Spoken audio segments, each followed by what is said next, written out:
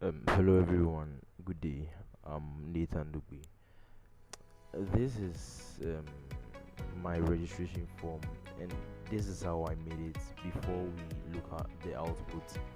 So the student's registration form was mainly built with HTML, CSS, and then JavaScript controlling the data handling for now.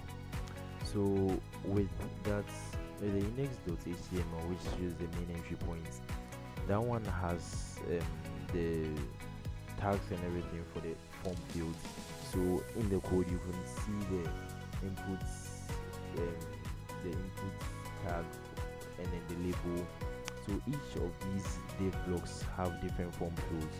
So the first div block over here is the full name, then we have the email, then student's ID, then the course, and then they are all within the main parents block, which is the container, the div block, the class container. This is the main parents block. So I'm not going to delve too much into the HTML and the CSS part of things because I would want to go more into the JavaScript and explain how that works, because I'm sure we are all familiar with how the HTML and CSS work by now. So basically this is it. So this part of it is the form itself, and then it has the register button. Then beneath it is the table that is going to display the students who were successfully registered in the system, and that part of it is should I say mainly controlled by the JavaScript. You will see how that works in a bit. So now let's look at the CSS code as well. So with the CSS over here, yes, with the CSS over here, I've applied styling to various elements on the page.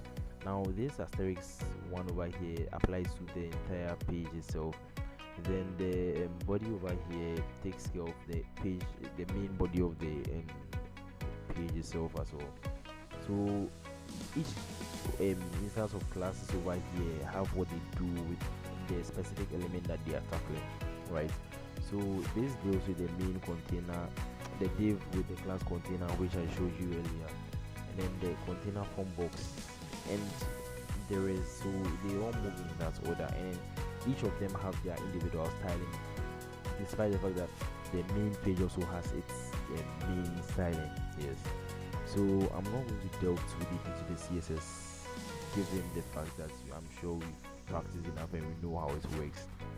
My main concern over here is with the JavaScript, the JS. So let's look at it. Now with the JS itself, with the JavaScript code itself, it's a bit simple, but the concept itself is a little complicated. So I would want you to follow so you don't get lost. So over here, the first thing I had to do or wanted to do was to, as my comments is stating over there, grab the elements. So I'm mainly working with the registration form and then the user table as well. So the registration form in the index.html has been assigned the ID registration form. Now I forgot to mention, when you look at the HTML code itself, each of the fields have been assigned a unique ID, because with these unique IDs they are going to be identified by the JavaScript DOMs and then used for what I want to use them for, right?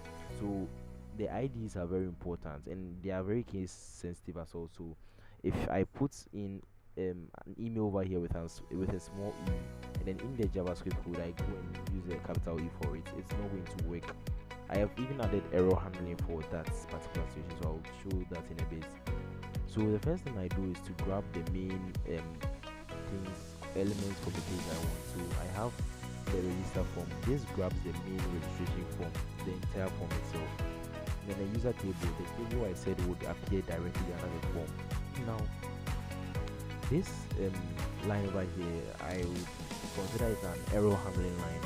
So this one tackles scenarios where maybe the form ID that I've given over there does not exist, or the table ID I've given over there does not exist. Because if in case maybe for some reason the ID from the HTML side is altered in any way, I would want to handle that error and then prevent the main logic or the main code itself from crashing. So this code over here, this block over here is saying that if not form, so if the form does not exist, or if not table body, so if the table body does not exist, and then you consider this, the table body and the form over here are the variable names that initially were given the values over here. So the document is going to get the elements by the ID and assign it to these variables over here. So if not form or if not body, the console should show an error that the form or table body has not been found, and then throw a new error that missing required elements. So fast forward to the down here. Now this line over here assigns the users to the information the users have entered to a local database. Local database in the sense that it's going to be stored on a browser. Since you are not fully building a database for this, we're just making some provisional database buffers so that the data can be stored over there. So now you see where these users appear later on when we go to the down, because that's where the array was initially built. So you see it down there. But this one is basically assigning the users to this variable.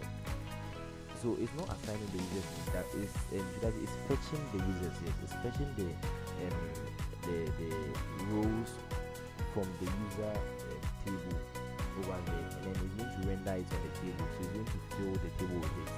So you see that when the moment you open the page, under normal circumstances, if the user has already been registered and then you open the page again, maybe a different day, the previously registered user should appear there.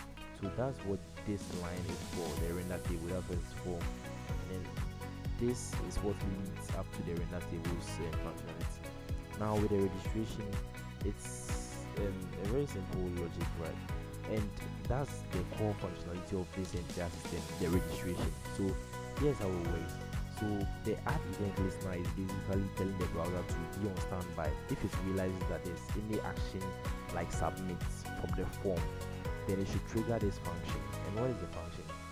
Even before the function, the main function begins, the events that prevent default is trying to prevent the browser from reloading, and that will lead to the clearing of the form field. So this line prevents the browser from reloading.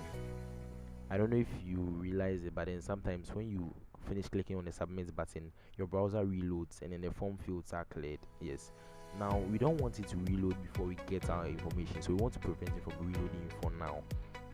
When preventing from reloading for now, then from here to here is basically taking the information we need from the user.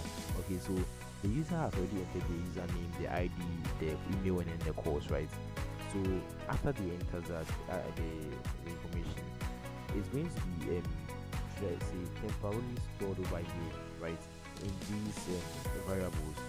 Now we've got the value. So the lines over here are trying to say that, let me just take the username as an example. So it's trying to say that get the elements full name, sorry, get the elements with the ID full name from the document, right, and then assign that to this variable called username.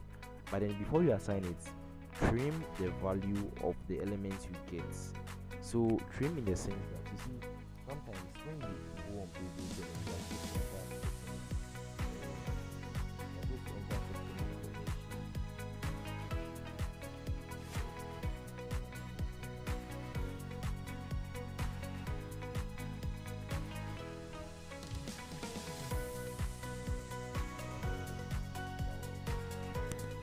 sorry about that. I think I think AI is trying to make some changes to what AI does.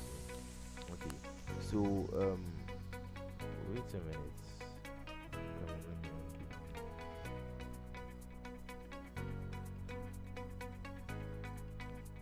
Give me a sec. Let's see. Let me try and fix this. Okay, so we are back online. So what I was saying is that if the user is to trim, if a user is to enter data on a page, sometimes they end up entering certain values, but then before they enter the values, they put space bar in there somewhere. Sorry, they put space. They hit the space bar and they put space before the entire word that they are entering. And that space that are given is actually recorded as a character in the browser. And that character we don't want to be part of the data that we are taking. So the trim is responsible for clearing those spaces over there. So to make everything short, after the user has entered the information, this condition says that if there is no username, no student ID, no email or course entered, then this error message should be displayed. All those must be filled to continue. Then the password length must be less than 8, which I did not see. I don't know why it's making changes over here, so let me just clear that from there. Okay, now this line prevents students from entering duplicate IDs, because we don't want that in our system. No two students can have the same ID, so we just clear that from there. Then we come over here and check. So this is where the user array is assigned with values. So then after that, basically the user is registered and a status message is displayed to the user. Then the form is reset, so then everything goes blank. It allows space for the user to refill. There's more information down here. So down here too, this is where the table beneath the form is filled. So there's a logic behind it. So after the user has finished submitting the form, the browser goes to pick the information JavaScript has collected into the user's